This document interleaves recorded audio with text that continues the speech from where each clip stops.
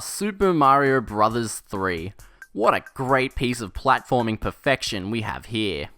With the release of Super Mario Maker, I figured we'd take a look at some of the version differences in one of the Mario games that started it all.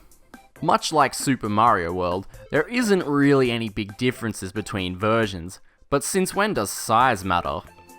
Before we get started, let's look at what versions of Mario 3 exist.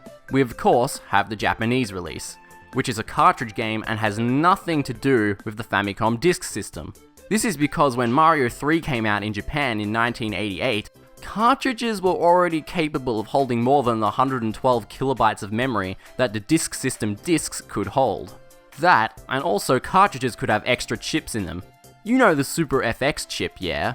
Some NES games had chips in the carts just like that, and Mario 3 is one of them. It uses the MMC3 chip. This allows for amazing things like the screen to be split so part of it scrolls and another part like the status bar at the bottom doesn't, or diagonal scrolling. Not as impressive as 3D polygons there. Anyway, back on topic. Following the Japanese release, 2 years later we had the American release. America also had a revision released sometime later which updated a few things. The PAL version released in 1991 is based on the revised American release, with a few minor changes. As for remakes, we have the version of Mario 3 on the All-Stars cart, and the re-release on the GBA, which is based on the All-Stars version. I mentioned in the Super Mario World video that the GBA version of Mario World had quite a large number of differences, but the GBA version of Mario 3 is essentially the same thing, apart from the obvious screen size and user interface changes. Oh, and that e-reader world thing where you could scan cards with the e-reader accessory to gain access to new levels. I'm sure Nintendo would never try something like that again. Oh. As per usual, let's start our adventure off on the title screen. But unfortunately, there's not much going on here this time. The trademark was moved down to the 3 in all non-Japanese versions. Also, pay attention to the floor here. In the international versions, this white line of the floor is moved down a pixel. This change was made so that the floor doesn't overlap the MMC3 screen split. But these aren't the only things of interest on the title screen. More on that later.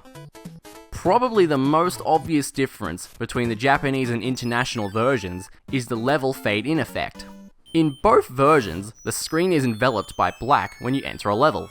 In the international releases, the whole screen quickly fades back in with the entered level. But in the Japanese version, a reverse effect is played. Even though this effect only takes this long for the game to do, it still gets somewhat tedious over a playthrough. Especially if you, lack skill and dialogue, so I'm glad this was changed. But the Japanese version does have its advantages, like in the Toad houses, as even with the level enter effect, you can still move and pick a chest earlier in the Japanese version. Heck, the game even lets you move before the text finishes. Mario 3 was the first Mario game to make it so that if you have a second stage power-up and take a hit, you won't go all the way back down to Small Mario, but go to Super Mario instead. Or was it? Well, yeah, it sort of was. But only in the international versions.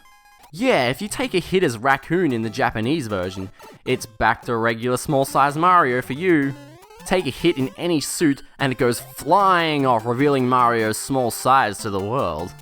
If you're playing the international releases, the suit just kinda disappears. Unless you're playing the All-Stars version, in which case the suit does fly off. Even if you take a hit in a shoe in the Japanese version, you still become tiny. The shoe is also red? Well, I guess all that extra flesh went somewhere. This is a fairly big increase to the difficulty, which just increases the amount of times you'll see this. If we look back at the title screen, Mario still goes from a raccoon to Small Mario in every version. And if you can't even trust the title screen, well, what can you trust? The King's Chambers is like one of those dumb spot the differences puzzles. I mean, just look at this. The text box is smaller. This middle pillar is gone. The chair and the stairs have been given a gold color. The stairs have also been slightly lengthened. Mario has been moved to the bottom of the stairs. The triangle pattern in the background has been slightly changed. And finally, the shadow of the pillar has been flipped, which makes the shadowing you can see over here on the triangles incorrect. There, 7 changes. There's a fairly amusing glitch only found in the Japanese version of the game.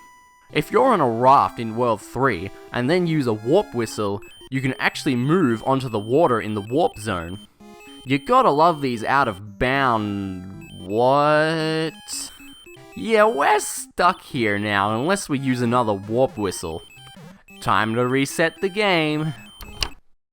Next we have what is probably the most interesting change in a level. In 5.1, international releases seamlessly transition to the end of the level. However, in the Japanese version, you need to go into a pipe to get to where the area where the exit is. There's nothing odd about this. You go into pipes to get to the exit in tons of other levels.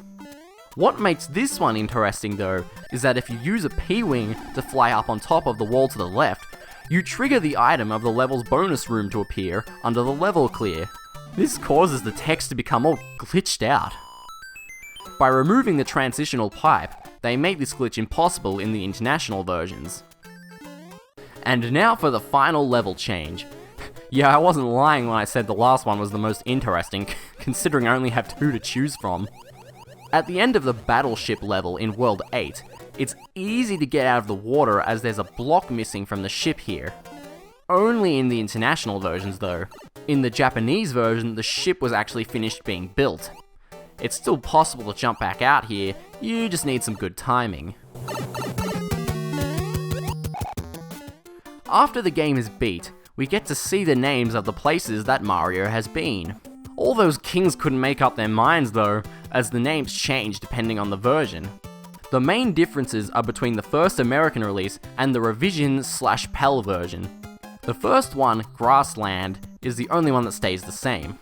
After that, the revised versions have changed every name to have land in it.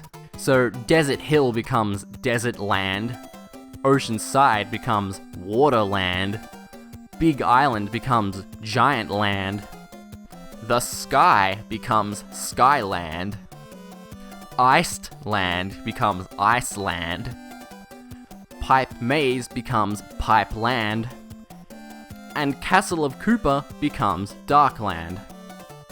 All names in the Japanese version are the landless names, except for one small difference.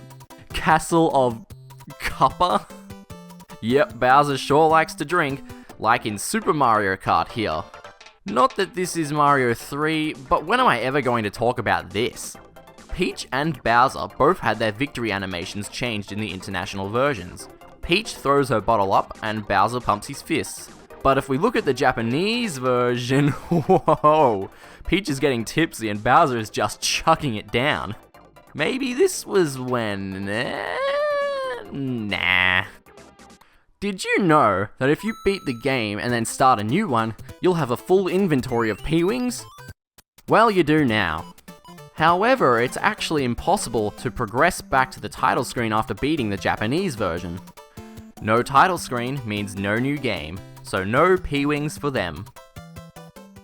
Time for some incorrect grammar.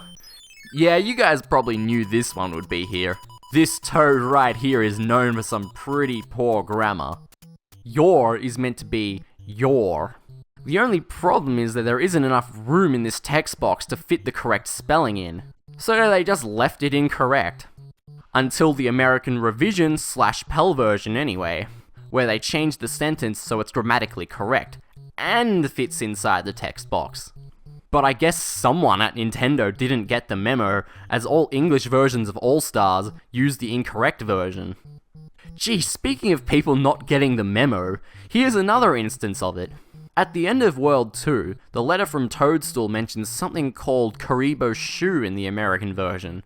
For those who don't know, Karibo is what Goombas are called in Japan. The American revision/PAL version, I swear that's the last time I'll say that, changed it to say Goomba's Shoe.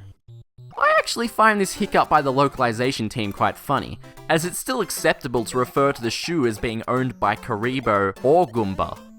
Or we could just call it... yeah, that. Here's that one thing I could find that's different in the PAL version, but not in the American revision. The letter you get at the end of World 7 is for some reason sent by a Koopa Trooper and not Bowser. Dang, this is one aggressive Koopa Trooper.